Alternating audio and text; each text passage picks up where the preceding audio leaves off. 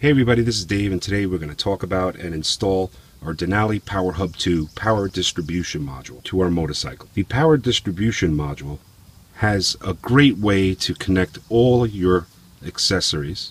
It handles up to 6 accessories. It has fuse holders, and it has terminals that you can connect your hot and your ground. It also has a relay with a built-in resistor, so it's CAN bus compatible. So if you use the fuse on the left side, you'll get switched power, which when you turn your key on your motorcycle, it will supply a small amount of amperage to this relay and turn the unit on. If you connect your fuse to the right side of the fuse holder, you'll get constant power, so that if you have something like a trickle charger which you connect to your bike when you park it, you'll be able to still do that. The wiring is 10 gauge, highly strained content, so that you can maneuver through slits and cracks on your bike. I bought this from Revzilla, and it comes with a bag of posy tap so that you can tap your switched wire. It comes with 2 battery terminals, some Velcro, and some straps that you can tie down the wire to other looms on your motorcycle.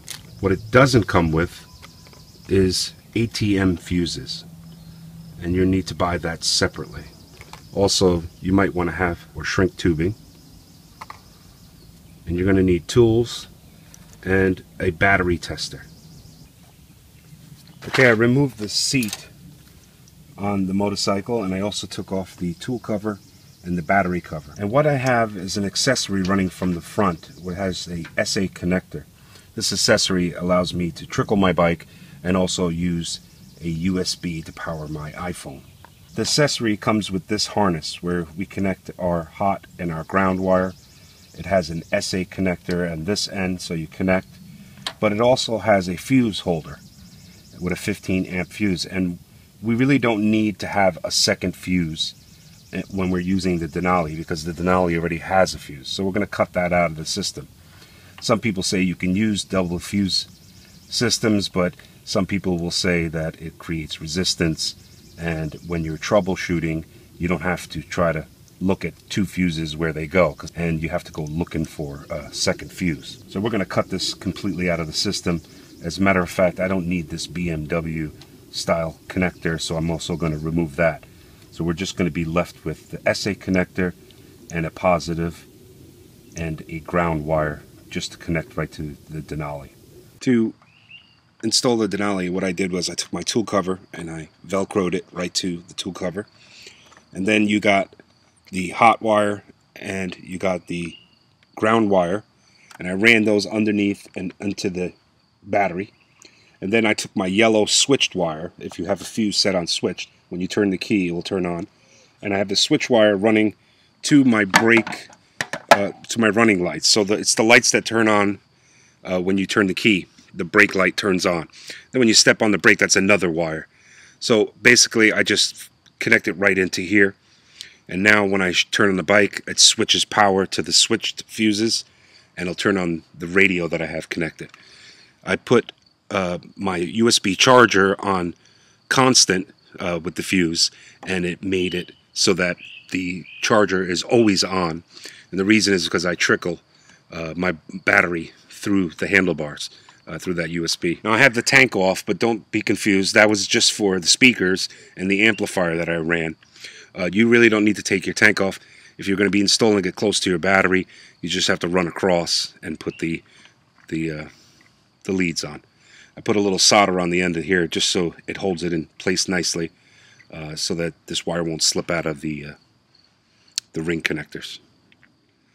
So now we'll put everything back and we'll turn it on, and I'll give you a demo of how that works. Okay, I got my tool cover attached, and you can see here that I have the 15 amp for my charger, my USB charger, and my trickle charger set to constant.